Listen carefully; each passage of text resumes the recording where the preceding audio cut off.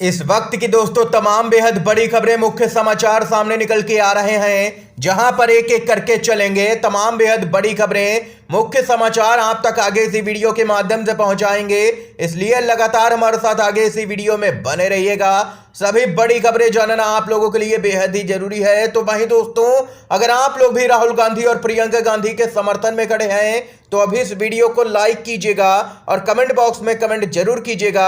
जय हिंद, जय भारत। दरअसल दोस्तों, पहली बड़ी अपडेट आप लोगों को बताते चलें, खड़गे की टीम में प्रियंका गांधी की होगी एंट्री।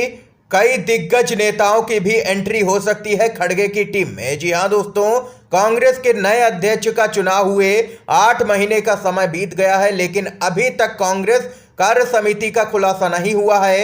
लेकिन अब जल्द ही पार्टी लोकसभा चुनाव के लिए टीम 2024 की घोषणा करने जा रही है। इसमें कई नेताओं के शामिल होने और निष्कासन को लेकर के अटकलें लगाई जा रही हैं। बताते चलें आप लोगों को, कांग्रेस के अध्यक्ष मल्लिकार्जुन खड़गे सीडब्ल्यूसी में सदस्यों को नामित करेंगे, जैसा कि पार्टी ने अपने अधिवेशन में फैसला लिया था। इसमें सबसे ज्यादा फोकस यहां पर प्रियंका गांधी पर है कि क्या वह पार्टी में कोई बड़ी भूमिका निभाएंगी। सूत्रों की माने तो कई विकल्पों पर विचार किया जा रहा है, जिसमें प्रियंका गांधी को महासचिव या कार्यकारी अध्यक्ष नियुक्त करने की भी संभावना है।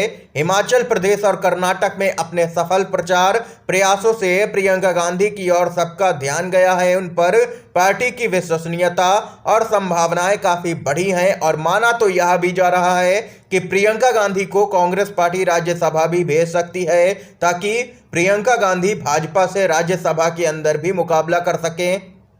और इसके साथ ही खबर तो यह भी आ रही है कि सचिन पायलट समेत यहां पर कई नेताओं को सीडब्ल्यूसी में शामिल किया जा सकता है। इसके साथ ही एक और अपडेट की तरफ बढ़ते हैं। ब्रजभूषण को अब भाजपा भी नहीं बचा सकती है। ब्रजभूषण के खिलाफ पहलवानों की लड़ाई में 1 जुलाई की तारीख काफी अहम है। कोर्ट लेगी बड़ा फैसला। जज की तरफ से बड़ा बयान आया है। दिल्ली की एक अदालत महिला पहलवानों के उत्पीड़न के मामले में भारतीय जनता पार्टी के सांसद और भारतीय कुश्ती महासंघ के पूर्व अध्यक्ष ब्रजभूषण शरण सिंह के खिलाफ दायर आरोप पत्र पर संज्ञान लेने के संबंध में अपना आदेश 1 जुलाई को सुनाएगी। बताते चलें, अतिरिक्त मुख्य मेट्रोपॉलिटन मजिस्ट्रेट हरजीत सिंह जसपाल ने कहा है कि यह एक लंबा आरोप पत्र है और इसमें यहां पर कुछ समय लगेगा। उन्होंने मामले में सुनवाई स्थगित कर दी है फिलहाल, क्योंकि उनका मानना है कि यह एक लंबा आरोप पत्र है और इस पर विचार करने के लिए उनको कुछ दिन चाहिए। दरअसल दोस्तों, दिल्ली पुलिस ने 6 बार के सांसद ब्रजभूषण शरण सिंह के खिलाफ मामले में 15 जून को आईपीसी की धारा 354, 354A, 354D और 506 के तहत यहां पर आरोप पत्र दाखिल किया था, जिसके बाद अब यहां पर 1 जुलाई को कोर्ट कोई बड़ा फैसला सुनाती हुई नजर आएगी। दोस्तों, ब्रजभूषण की अब मुश्किलें बढ़ सकती हैं और गिरफ्तारी भी देखने को मिल सकती है ब्रजभूषण की। इसके साथ ही एक और अपडेट आ रही है, जान लेते हैं। भाजपा के लिए बड़े झटके की खबर है। राज्यसभा की 10 सीटों पर लगेगा बड़ा झटका। 24 जुलाई को होगा चुनाव। जी हां दोस्तों, 3 राज्यों में राज्यसभा की 10 सीटों के लिए 24 जुलाई को चुनाव होगा। इसमें पश्चिम बंगाल की 6, गुजरात की 3 और गोवा की 1 सीट पर चुनाव होगा। इन 10 सीटों पर चुने हुए सदस्यों का कार्यकाल जुलाई और अगस्त में खत्म हो रहा है। भारत निर्वाचन आयोग ने इन राज्यसभा सीटों पर चुनाव की घोषणा कर दी है। चुनाव आयोग ने कहा है कि 24 जुलाई को मतदान सुबह 9 बजे से शाम 4 बजे तक होगा और वहीं मतगणना शाम 5 बजे से शुरू होगी, जिसको लेकर के चुनाव आयोग भाजपा के लिए बड़े झटके की खबर है। राज्यसभा की 10 सीटों पर लगेगा बड़ा झटका। 24 जुलाई को होगा चुनाव। जी हां दोस्तों, 3 राज्यों में राज्यसभा की 10 सीटों के लिए 24 जुलाई को चुनाव होगा। इसमें पश्चिम बंगाल की 6, गुजरात की 3 और गोवा की 1 सीट पर चुनाव होगा।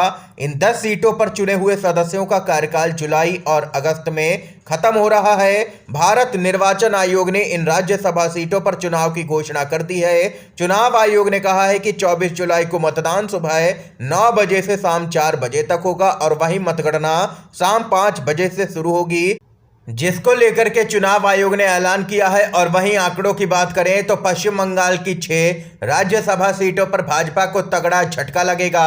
इसके साथ ही दोस्तों, एक और अपडेट आ रही है, बताते चलें आप लोगों को। मध्य प्रदेश विधानसभा चुनाव को लेकर के बड़ा ओपिनियन पोल सामने निकल के आया है। मध्य प्रदेश में किस पार्टी की बन सकती है सरकार, आइए जानते हैं सर्वे के क्या कुछ आंकड़े हैं। लेकिन आप लोगों को यह बता दें कि भाजपा के लिए तगड़ा झटका है ये सर्वे।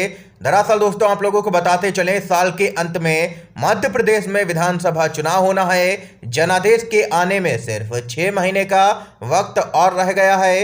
इन सबके बीच में एक सर्वे सामने निकल के आया है जिसमें 17,000 से भी अधिक लोगों की राय ली गई है और उनका मूड क्या है, किस पार्टी को लेकर के ये जानने की कोशिश की गई है कि वो किस पार्टी का समर्थन कर रहे हैं आने वाले विधानसभा चुनाव में। आप लोगों को आंकड़े बताते चले, काफी चौंकाने वाले हैं दोस्तों। चुनावी राज्य में सबसे अहम सवाल यह है कि आखिर प्रदेश में किसे कितनी सीटें मिलेंगी, बीजेपी को बढ़त मिलेगी या कांग्रेस का झंडा बुलंद होगा। मध्य प्रदेश में वोट शेयर को लेकर के लोगों ने चौंकाने वाले आंकड़े दिए हैं। उनके मुताबिक दोस्तों बताते चले, बीजेपी के खाते में 44% वोट शेयर जाता हुआ नजर आ रहा है, जबकि कांग्रेस पार्टी को भी 44% वोट शेयर मिल रहा है। बीएसपी को 2%, अन्य के खाते में 10%। और इसी वोट प्रतिशत को अगर सीटों में कन्वर्ट करें तो बताते चले मध्य प्रदेश में कुल 230 विधानसभा की सीटें हैं। बीजेपी के खाते में 106 से 118 सीटें जाती हुई नजर आ रही हैं, जबकि कांग्रेस के खाते में 108 से 120 सीटें, बीएसपी 0 से 4, अन्य 0 से 4, यानी कि कुल मिलाकर के भाजपा को कांग्रेस पार्टी काफी कड़ी टक्कर दे रही है। और अगर ऐसे ही कांग्रेस पार्टी की लहर चलती रही तो जैसे ही विधानसभा का चुनाव नजदीक आएगा भाजपा की मुश्किलें बढ़ना तय है। इसके साथ ही एक और अपडेट बताते चलें, हिमाचल और कर्नाटक के बाद तेलंगाना में भी जनता को गारंटी देगी कांग्रेस पार्टी। राहुल गांधी के साथ तमाम दिग्गज नेताओं की हुई है चर्चा। जी हां दोस्तों, आप लोगों को बताते चलें, कांग्रेस ने तेलंगाना में भी चुनाव में सफल हो चुके फार्मूले के साथ लड़ने का फैसला किया है। कर्नाटक में हाल ही में चुनावी सफलता को देखते हुए कांग्रेस ने चुनावी राज्य तेलंगाना में भी गारंटी देने का फैसला किया है। इसी साल के अंत में राज्य के अंदर विधानसभा का चुनाव होगा। तेलंगाना में चुनाव को देखते हुए कांग्रेस ने दिल्ली में पार्टी मुख्यालय में एक बड़ी बैठक की है। इसमें पार्टी के अध्यक्ष मल्लिकार्जुन खड़गे, कांग्रेस के नेता राहुल गांधी, राज्य प्रभारी माणिक राव ठाकरे, प्रदेश अध्यक्ष रेवंत रेड्डी और राज्य के सीनियर नेता यहां पर शामिल हुए।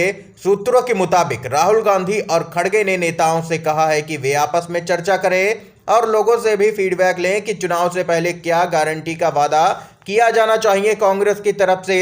इसके अलावा राहुल गांधी ने तेलंगाना के नेताओं से यह भी कहा है कि वे एक दूसरे के खिलाफ सार्वजनिक रूप से बिल्कुल भी ना बोलें, बल्कि पार्टी मंच पर अपनी बात रखें।